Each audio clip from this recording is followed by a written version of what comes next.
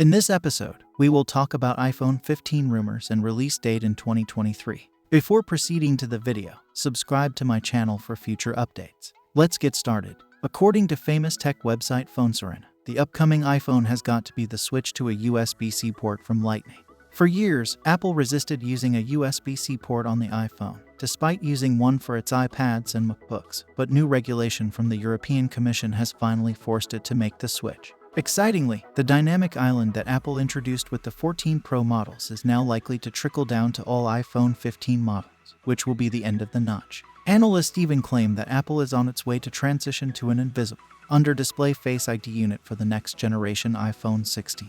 That should be exciting. Apple seems to have found the sweet spot for screen sizes, and we don't expect it to do any major changes. So you will have a 6.1 inches screen size on the iPhone 15 and 15 Pro, and then a 6.7 inches screen on the iPhone 15 Plus and iPhone 15 Ultra. All four models will use OLED screens, but some slight differences in the peak brightness will probably remain to give the Pro and Ultra models a bit of an advantage. While we already mentioned the divide between the regular iPhone 15 models that are likely to use a slower chip and the Pro versions with a faster Apple A17 Bionic chip, there is one thing that all four models might share: the modem.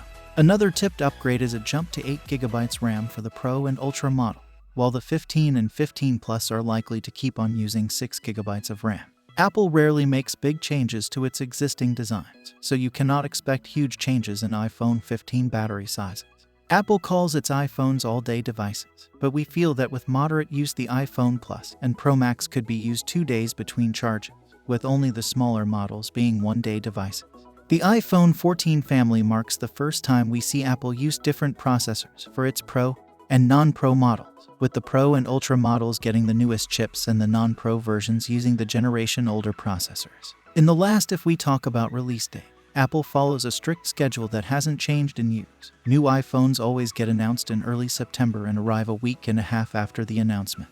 We expect Apple to stay this course with the iPhone 15 release date, so we can predict Sept 12, 2023 for the official reveal and an in-store release on Friday, Sept 22. Of course, it is way too early to have any reasonable certainty, and these dates are based on Apple's usual yearly schedule rather than leaked information. So that's all for today. If you enjoyed our video, leave a like and subscribe to my channel for future updates.